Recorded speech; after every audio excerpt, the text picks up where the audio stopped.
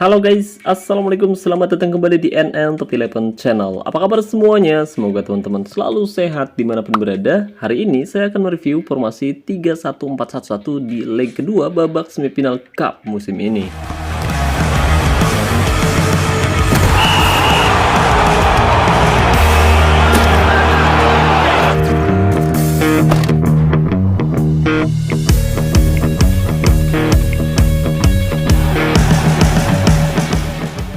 Oke guys, tidak terasa saat ini kita sudah memasuki pekan-pekan krusial dan beberapa hari yang lalu tim saya secara mengejutkan berhasil ditahan imbang 1-1 oleh tim tamu yaitu Atlas FC di leg pertama babak semifinal Cup level 101 guys. Dan akibat hasil tersebut kan tim saya untuk lolos ke babak final Cup musim ini menjadi lebih sulit. Pasalnya hari ini kita akan kembali menghadapi mereka di hadapan pendukungnya sendiri guys.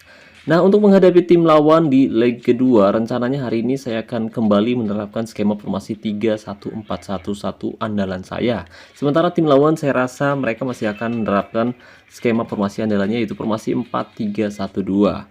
Nah, formasi ini yang sukses membawa Atlas FC menahan imbang tim saya di leg pertama, guys. Dan saya harap di leg kedua kita mampu mengalahkan mereka minimal dengan skor tipis 1-0. Dengan begitu tim saya bisa lolos ke babak final dengan agregat tipis 2-1 guys. Tapi tentu ini bukan hal yang mudah ya guys ya. Terlebih tim lawan memiliki kualitas tim maupun individu yang lebih bagus dari tim saya guys. Apalagi mereka akan bermain di hadapan pendukungnya sendiri yang tentu saja bisa membuat mereka lebih percaya diri untuk bisa mengalahkan tim saya di leg kedua ini. Oh ya, kalau teman-teman sendiri pakai formasi apa nih guys musim ini guys?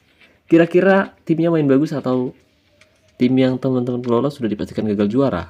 Nah, buat teman-teman yang ingin berbagi pengalaman seputar game Top 11, yuk ceritakan pengalaman kamu di kolom komentar video ini. Siapa tahu pengalaman teman-teman bisa bermanfaat untuk saya dan juga buat teman-teman yang kebetulan membacanya. Tapi sebelum komentar jangan lupa teman-teman bantu like dulu videonya ya guys ya. Dan buat teman-teman yang udah like video ini, saya harap timnya selalu meraih gelar juara di setiap musimnya. Tapi sebelum itu, saya mau ngasih tahu dulu nih ke teman-teman yang sedang mencari jasa top up yang harganya murah tapi amanah. Saya rekomendasiin teman-teman top up di Instagramnya Kiano Official. Nah, cara top upnya sangat mudah guys. Pertama, kamu bisa masuk ke Instagram atau websitenya Kiano Official melalui link yang sudah saya sematkan pada deskripsi video ini. Kemudian kamu bisa pilih top up via WhatsApp. Nah, nanti kamu tinggal bilang aja ke adminnya Kiano Official, "Bang, saya mau top up game Top 11, minta list harganya bang." Nah, gitu ya guys ya. Tapi jangan lupa bilang rekomendasi dari NN Top 11. Jadi tunggu apa lagi nih? Khusus buat player Sultan yang berencana top up untuk memperkuat timnya musim ini, kamu bisa top up di Instagramnya Kiano Official dan linknya sudah saya sematkan pada deskripsi video ini. Oke guys, jadi kurang lebih formasinya seperti ini ya guys ya. Jadi di posisi penjaga gawang di sini saya menempatkan sweeper keeper, lalu di posisi back tengah saya menempatkan back dengan gaya main back pengolah bola didampingi oleh dua wing back di sisi kanan maupun di sisi kiri guys. Oh ya, kombinasi gaya main back ini sebenarnya kurang begitu bagus karena kita tahu back sayap dengan gaya main wing back biasanya cenderung bermain lebih ofensif dibandingkan dengan full back. Jadi kedua back sayap ini biasanya akan sering terlibat membantu serangan dari bawah kedua sayap. Jadi ketika kedua pemain ini terlambat turun, bukan tidak mungkin tim lawan bisa memanfaatkan situasi tersebut melalui serangan balik cepat untuk membongkar lini pertahanan tim saya guys. Terlebih di posisi back tengah di sini saya juga menempatkan back tengah dengan gaya main back pengumpan, bukan stopper, bukan juga no nonsense DC. Jadi back tengah dengan gaya main back pengolah bola, maksud saya bukan back pengumpan anjay, cenderung sering terlibat dalam melakukan build up dan back tengah ini juga sering keluar jauh dari posisinya guys, yang tentu bisa sangat berbahaya untuk lini pertahanan tim saya guys. Jadi udah kita nempatin satu back tengahnya yang ditempatin juga punya gaya main back pengolah bola.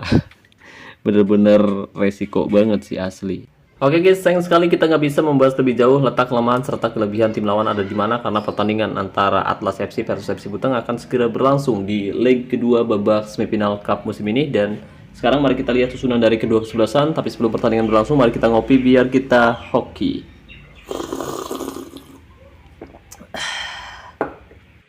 Oke guys, dan kick off babak pertama sudah dimulai. Mari kita lihat pertandingan antara Atlas FC versus FC Buteng yang tentu saja akan berlangsung sangat menarik. Terlebih tim lawan bermain di depan pendukungnya sendiri yang membuat jalannya pertandingan akan semakin panas kali ini pemirsa. Ada Ole Romeni, bagus sekali gol tercipta luar biasa. Ole Romeni mampu mencetak gol cepat di babak pertama, tepatnya di menit ke-1 pemirsa. Dan ini mohon maaf kalau misalkan ramai banget ya guys ya di sini, soalnya bukan hanya manusia aja yang nonton tapi juga ayam ikutan nimbrung guys. Di bawah tribun penonton ada peternakan ayam. Jadi mohon dimaklumi guys, suara ayam lebih keras daripada suara saya anjay.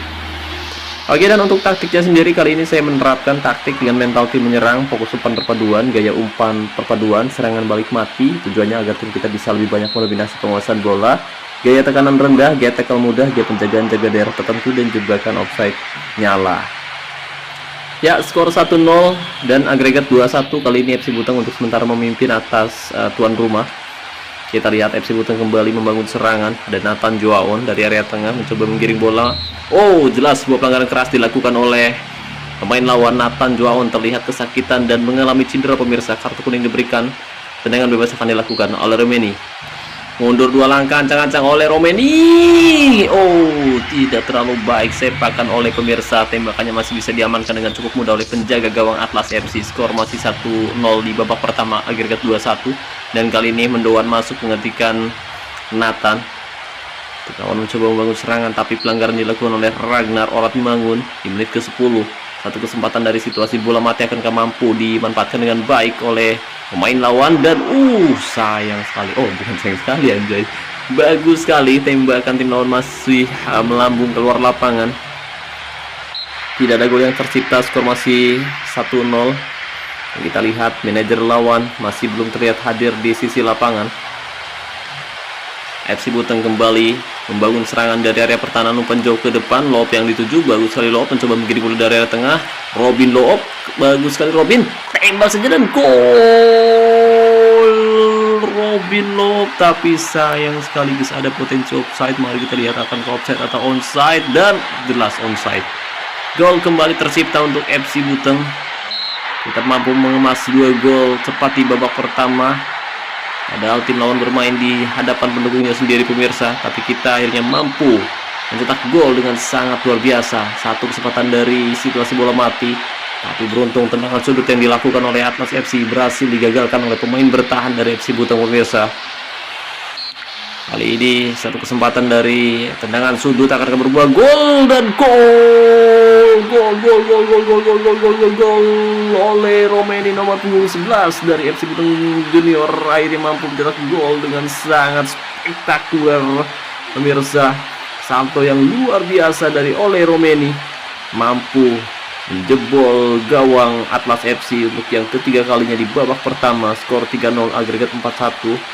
Kali ini kita unggul agregat atas tuan rumah pemirsa. Atlas FC tertinggal atas tim tamu. Kali ini satu kesempatan tapi berhasil digagalkan oleh pemain lawan. Menit 34, tendangan sudut akankah berbuah gol? Kita lihat, berbahaya dan bagus sekali. Halin di sana, penyerang false nine yang dimiliki oleh FC Buteng bermain cukup baik. Dan musim ini jujur saja saya belum memperkuat tim sama sekali, belum melatih pemain secara individu atau latmil ya guys ya, karena lagi fokus nabung booster kondisi. Sebenarnya saya punya pemain yang bagus untuk di latmil, yaitu Halin, tapi saat ini usianya udah 21 tahun. Dilema juga, kemarin di akademi remaja udah nyari, ternyata dapat target man lagi, padahal saya pengennya dapat inside forward. Tapi sayang sekali guys, kita nggak menemukan pemain incaran saya. Padahal saya udah nambah posisi baru AML biar nanti dapat inside forward, tapi ternyata dapatnya target man lagi. Padahal di 2 musim sebelumnya kita udah nyari bener-bener nyari penyerang sayap dengan gaya main inside forward, tapi nggak ada menemukan guys. Nemu lagi penyerang, saya nyari inside forward, dawatnya winger. Kemudian musim ini nyari target man, nyari inside forward, dapetnya target man. Jadi nggak sesuai rencana semua. Untuk itu musim ini saya masih belum memperkuat tim sama sekali, karena rencananya memang musim depan kita mulai regenerasi. Berhubung pemain-pemain utama saya sudah mulai tua seperti Oleh Roma ini juga udah mulai tua dan Ragnar Ratmangun juga sudah mulai tua pemirsa. Kalau Oleh usianya sudah 31 tahun. Rafael Struijk masuk menggantikan Halin. Oke, kita masih belum melihat manajer dari tim lawan hadir, padahal ini adalah pertandingan yang sangat penting untuk kedua kesebelasan, khususnya untuk FC Butang yang berusaha keras untuk bisa lolos ke babak final. Meskipun kita tahu lawan di babak final nanti tentu saja jauh lebih sulit daripada lawan kita hari ini, karena kita akan menghadapi China di babak final nanti misalkan kita lolos. Dan nyaris saja kita akan menghadapi musuh bebuyutan saya, yaitu tim asal China. Cuma kita nggak tahu kita bakal mampu mengalahkan mereka atau tidak, karena mereka memiliki kualitas tim maupun individu yang jauh lebih bagus daripada tim saya. Dan bagus sekali, Rustanto berhasil menangkap Squid benar dengan cukup mudah pemirsa. Formasi 3-0, agregat 4-1 untuk keunggulan tim tamu FC Butang kali ini.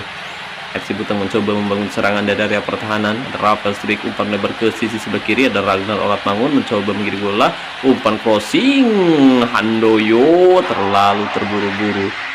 Tembakan Handoyo masih melambung, nggak tahu kemana arahnya. Tekanan demi tekanan dilakukan oleh kedua kesebelasan kali ini. Ada Rafael Struijk dari tengah, bagus sekali Rafael Struijk, gol oleh Romeni, nomor punggung 11 dari FC Butang kali ini mampu mencetak gol ketiganya pemirsa. Luar biasa, dia mampu memanfaatkan situasi bola rebound, memanfaatkan kemelut di depan mulut gawang dari Atlas FC. Skor kali ini 4-0 untuk keunggulan tim tamu yaitu FC Butang yang bermain sangat luar biasa di leg kedua pemirsa. Agregat 5-1, kita sudah punya keunggulan yang cukup baik di laga kali ini. Oke, kali ini kita coba masukkan Anton, winger kanan dari FC Butang Junior. Dan gol tercipta, sayang sekali. Mercier berhasil mengemas gol lewat tandukan yang sangat-sangat baik. Tandukan Mercier tidak mampu ditepis oleh penjaga gawang FC Butang pemirsa. Anton masuk menggantikan Robin Love. Tendangan sudut kali ini. Oke, sekarang kita coba serang dari area tengah ya guys ya. Kita harap kita mampu mencetak gol ke gawang tim lawan. Agregat 5-2, mereka bisa saja comeback di akhir babak kedua ini. Dan kita akan kembali memberikan form latihan menyerang. Untuk ball possession kita unggul cukup jauh atas tuan rumah. Dan performa pemain lawan kurang begitu baik di laga kali ini.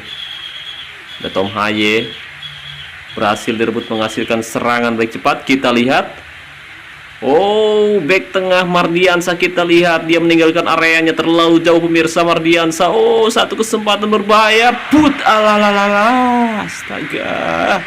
Rusdianto, seperti yang kita bahas tadi pemirsa, bahwa back pengolah bola cenderung lebih sering meninggalkan areanya, dan bahkan kita lihat mereka nyaris saja membuat Atlas FC mencetak gol kembali.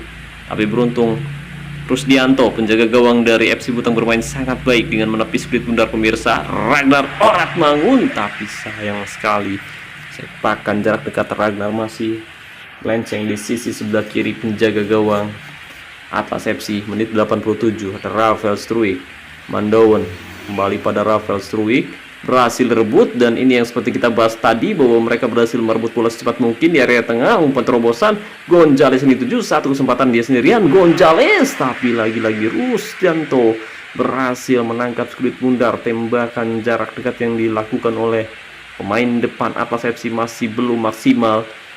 Rustanto berhasil menangkap split bundar dengan cukup mudah pemirsa. Serangan terakhir, kita lihat umpan jauh ke depan oleh Romeni 7, tapi berhasil digagalkan oleh Quintana. Skor 4-1, menit 89 kita lihat, dan tidak ada lagi waktu yang tersisa. FC Butang berhasil mengalahkan Atlas FC dengan skor telak 4-1 di kandangnya sendiri pemirsa. Luar biasa kerjasama apik yang dilakukan, dan taktik, strategi, dan formasi yang saya terapkan ternyata cukup efektif untuk bisa menyingkirkan Atlas FC di leg kedua babak semifinal Cup musim ini. Dan berkat kemenangan ini otomatis tim saya lolos ke babak final Cup pemirsa. Luar biasa, dan saya harap bukan hanya tim saya saja yang bisa lolos ke babak final, dan semoga teman-teman yang nonton video ini pun timnya bisa lolos ke babak final, dan di akhir musim nanti semoga tim yang teman-teman kelola sukses meraih gelar juara. Oke guys, jadi itu dia jalannya pertandingan antara Atlas FC versus FC Buteng, di mana kita ditahan imbang 1-1 di leg pertama. Waktu itu tim saya main di kandang sendiri tapi tidak bisa berbuat banyak karena saya tidak hadir di sisi lapangan. Tapi ketika saya hadir ternyata tim saya sangat percaya diri dan kita mampu mengalahkan mereka dengan skor telak 4-1. Dan dari ball possession di sini kita bisa perhatikan bahwa FC Buteng bermain sangat luar biasa dengan mendominasi penguasaan bola hingga 60% berbanding 40. Kemudian FC Buteng juga melakukan lebih banyak percobaan tembakan dengan total 16 kali percobaan tembakan, 9 tepat sasaran dan 4 diantaranya berbuah gol. Sementara Atlas FC hanya bisa melakukan 12 kali percobaan tembakan, 8 tepat sasaran dan 1 diantaranya berbuah gol. Dan jelas untuk shot efisiensi sendiri FC Buteng lebih baik 44 berbanding 12%. Kemudian untuk tindak serangan kedua tim sama-sama lebih banyak menyerang dari area tengah, 48% untuk FC Buteng dan 40% untuk Atlas FC, tapi FC Buteng lebih dominan untuk bisa mendominasi penguasaan bola di area tengah pemirsa. Dan untuk man of the match kita lihat Ole Romeni berhasil mencetak 3 gol atau hat-trick di laga kali ini. Kemudian penjaga gawang dari FC Buteng Rustanto, dia juga bermain sangat baik di bawah Mister Gawang dengan performa 8,1. Kemudian pemain pengganti dari FC Buteng juga main bagus di laga kali ini pemirsa. Ya, ini adalah kemenangan yang luar biasa. Kita punya kans untuk bisa kembali meraih gelar juara cup, tapi kita masih belum tahu karena lawan yang akan kita hadapi cukup berat. Dan saya ucapkan terima kasih banyak buat teman-teman yang telah hadir di sisi lapangan. Ada Bang Agus, entahlah Bang Gozuk dan Bang apa nih? Celwebe. Ya pokoknya itulah. Bang Wek Gung, nasi jagung. Oke, kita lihat untuk highlight gol yang diciptakan oleh kedua kesebelasan. Dan ini adalah gol cepat yang dicetak oleh Ole Romeni di menit ke-1 pemirsa. Di sini ada Nathan Juaon kemudian memberikan umpan pada Handoyo. Dan Handoyo sebagai gelandang regista itu adalah umpan yang sangat ciri khas. Sangat ciri khas. Itu umpan ciri khas gelandang regista, umpan jarak jauh pemirsa. Dan kebetulan Ole memiliki finishing, penempatan posisi dan juga finishing yang sangat baik. Finishingnya ada di angka 400%. Kemudian gol kedua dicetak oleh Robin Love di menit ke-16. Tom Haye, dia adalah gelandang box to box, kemudian box to box. Box to box bener. Gak kelihatan Pak, surem banget saya pakai HP kentang Pak. Robin Loof, dia winger kanan dari FC Buteng, melakukan tembakan dari luar kotak penalti menggunakan kaki kiri dan bola masuk ke gawang Atlas FC. Sempat ada potensi offside, PR melihat ada potensi offside tapi ternyata onside dan gol disahkan oleh wasit. Kemudian gol ketiga dicetak oleh Ole Romeni di menit ke-23. Kita akan lihat Ole Romeni, dia berhasil menerima umpan dengan sangat baik dan ciri khas gol dari target man memang salto ya guys ya. Ciri khas salto, sementara kalau gol dari poacher itu gol sliding tackle.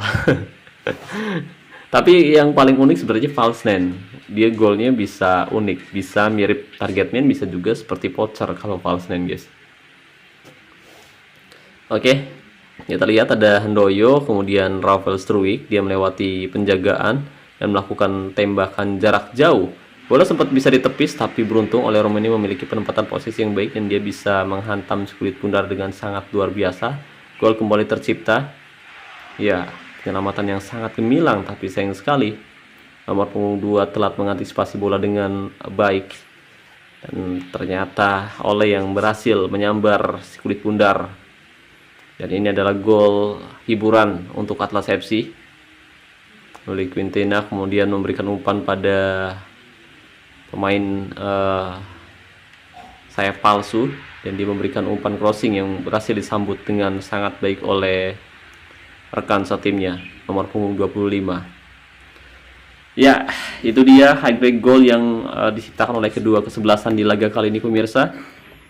Meskipun di leg pertama kita berhasil ditahan imbang oleh Atlas FC, tapi di leg kedua kita akhirnya mampu mengalahkan mereka dan menyingkirkan Atlas FC dari kompetisi Cup musim ini, dan mereka harus finish sebagai semifinalis Cup, sementara kita lolos ke babak final. Dan lawan yang akan kita hadapi yaitu tim asal China.